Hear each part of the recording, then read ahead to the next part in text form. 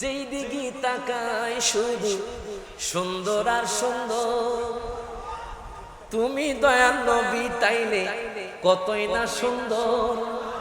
সুবহানাল্লাহ কয় না? ওরে যেই দিকে তাকাই শুধু সুন্দর আর সুন্দর, তুমি দয়াল নবী তাইলে কতই না সুন্দর। ওরে কেমন লাগতো তোমার চরণ রাখলে মোর বুকে। সুবহানাল্লাহ পড়েন না? ওরে কেমন লাগতো তোমার চরণ রাখলে মোর বুকে। ওরে কত ভালো লাগতো দেখলে দয়াল নবীর হাতরে। ওরে কত ভালো লাগতো দেখলে দয়াল, হে বলেন কত ভালো লাগতো দেখলে দয়াল নবীরে। মারহাবা পড়ে। খুব গরিব, টাকা সম্পদ নাই বাজান, ঘরের মধ্যে কিছু খাবে ওই সম্পদ নাই। ওই মহিলা বলে, সন্তান আমরা শুনেছি যে বগদাদে, আপনার বাগদাদে গাউসে পাকের দরবারে মিলাদুন নবীর মাহফিল হয়, চলো আমরা সেখানে গিয়ে আমরা মিলাদুন নবীর মাহফিল করবো। যেরকম মারহাবা। এবার দেখেন বাজান, ওই মা ওই মহিলা হায় গায় বাগদাদের জমিন দেখে বাজান তার ঘর থেকে রওনা দিলেন সন্তানকে নিয়ে, তার মেয়েকে নিয়ে রওনা দিল। যাইতে যাইতে যাইতে যাইতে বাজান গাউসে পাকের দরবারের গেটের সামনে চলে গেলেন। গেটের সামনে চলে যাওয়ার পরে এবার গেটের দারোয়ান তাদেরকে ঘুরতে দেয় না, ঢুকতে দেয় না, বলতেছে আপনাদের আমন্ত্রণ করা হয় নাই, যাদের আমন্ত্রণ করা হয়েছে তারা এই দরবারে ঢুকতে পারবে। ওই মহিলাকে দিয়ে বলে, দারোয়ান ভাই, দারোয়ান ভাই, আমি গরিব বলে আপনি আমাকে দাম দিচ্ছেন না। দারোয়ান ভাই, আমি আমার নবীর মিলাদুন নবীর মাহফিলে প্রত্যেক বছর এই দরবারে আসি, আপনি একটু সুযোগ করে দেন, আমি ওই দরবারে প্রবেশ করব। তখন দারোয়ান বলে, মাগো মা, ও মা শুনেন শুনেন, আপনাকে তো আমন্ত্রণ করা হয় নাই, আপনি এখানে যেতে পারবেন না। মা বলে, দারোয়ান রে,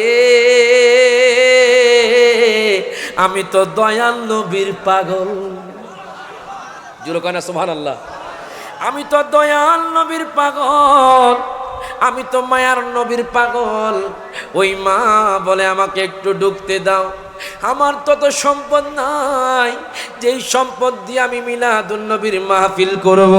আমি প্রত্যেক বছর গাউসে পাকের দরবারে এসে মিলাদুন নবীর মাহফিলে আমি অংশগ্রহণ করি, তুমি আমাকে একটু ঢুকতে দাও, না হয় আমার সন্তানটা কষ্ট পাবে, আমার সন্তানটা অনেক আশা নিয়ে এসেছি, তুমি একটু গাউসে পাকের দরবারে আমাকে একটু ঢুকতে দাও। তখন বলে, না না, আপনাদেরকে ঢুকতে দেওয়া হবে না, আপনাদেরকে আমন্ত্রণ করা হয় নাই। এই কথা বলার পরে মা চোখের পানি ছেড়ে দিয়ে বলে, সন্তান রে, সন্তান রে, ও সন্তান শোনো, আমাদেরকে তো আজকে মনে করে ঢুকতে দেবে না, এই দারোয়ান মনে হয় আমাকে চিনে নাই, আমি কত নবীর পাগল, কত আশিক, দারোয়ান বুঝতে পারে নাই। ওই মা চোখের পানি ছেড়ে দিয়ে সন্তানকে নিয়ে রওনা দিল বাজান। যাইতে যাইতে যাইতে যাইতে ঘরের কাছে চলে গেল।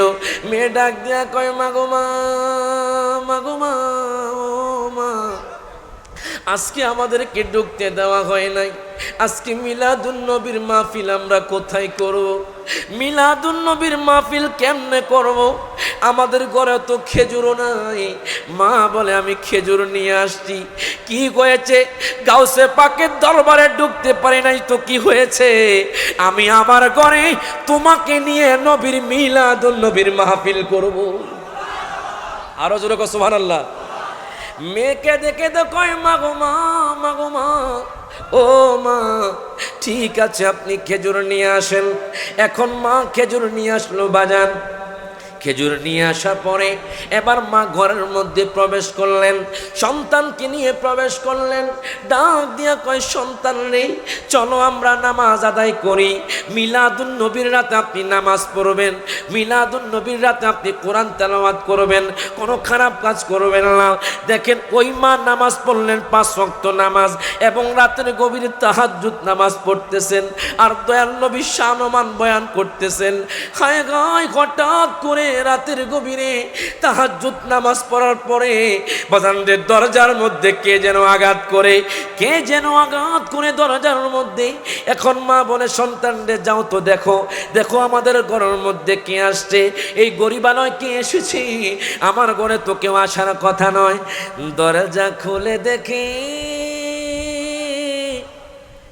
আমার গাউসে পাক ওনার ঘরের সামনে। আরো জোরে, আমার গাউসে পাক ওনার ঘরের সামনে। বাজান মেয়ে দেখি চোখের পানি ছেড়ে দিয়ে বলে, হুজুর ও হুজুর আপনি কে? মেয়ে তো চিনে না গাউসে পাককে। তোমার মাকে গিয়ে বলো আমি হইলাম হযরতে আব্দুল কাদের জিলানী। এবার মেয়াদ দেরি করলো না, ডাক দিয়া কই মা গো মা, ও মা জানুনি আমাদের ঘরে কে আসছে? কে আসছে? এখন আমি দেখে আসলাম পাগড়ি পরা জুব্বা পরা একজন লোক, যার নাম হলো হযরতে আব্দুল কাদের জিলানী। মা তো আশ্চর্য,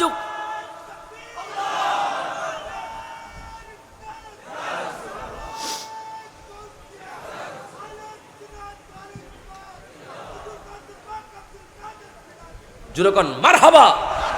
আহা, আমরা সেই নবীর উম্মত হতে পেরে খুশি না বেজার? আরো যদি খুশি না বেজার? বাজান একটা নাত রাসূল, ওরে শ্রেষ্ঠ নবীর উম্মতে মোরা আনন্দের আর সীমা নাই, আনন্দের আর মিলাদুন নবীর দিনে জুলুস করে শান্তি পায়।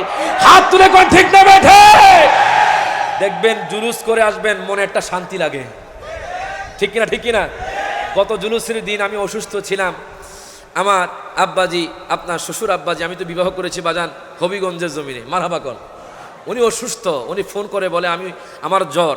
যখন আমি জুলুস করলাম আমার জ্বর ভালো হয়ে গেছে, মারহাবা পড়েন। এই জন্য বলে শ্রেষ্ঠ নবীর উম্মতে মোরা আনন্দের আর সীমা নাই, আনন্দের আর ওরে মিলাদুন নবীর দিনে মিলাদুন নবীর জুলুস করে শান্তি পায়। শ্রেষ্ঠ নবীর উম্মতে মোরা সীমা নাই, আনন্দের আর মিলাদুন নবীর দিনে জুলুস করে শান্তি পাই। মারহাবা কর। কেন শান্তি জানেন? আহা, আল্লাহ তো বলছে যে ওয়ামা আরসালনাকা ইল্লা রাহমাতাল লিল আলামিন। আমার বন্ধু আমার হাবিব হলো রহমত, মারহাবা কর। আর রহমত পেয়ে আমরা খুশি হয়ে জুলুস করি, ঠিক কিনা বলেন? আরে রেলি করি, এই রেলি শুধু চট্টগ্রামের জমিনে নয়, চট্টগ্রামের মানুষ করে যে এমন নয়। আরে হাদিসে মুবারকার মধ্যে আসছে, আমি সেই গেটের সামনে ছিলাম, মারহাবা কর।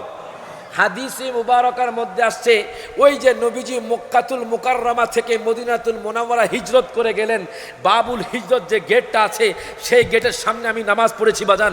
সেই হিজরতের গেটে যখন দয়াল নবীজি আসলেন তখন আপনার মদিনার মুসলমান নারী পুরুষ সবাই বিদ্যা বনিতা সবাই সহিহ মুসলিম শরীফের হাদিস বলতেছে ইয়া রাসূলুল্লাহ ইয়া হাবিবাল্লাহ, সবাই স্লোগান দিল, আমার দয়াল নবী জুলুস করলো।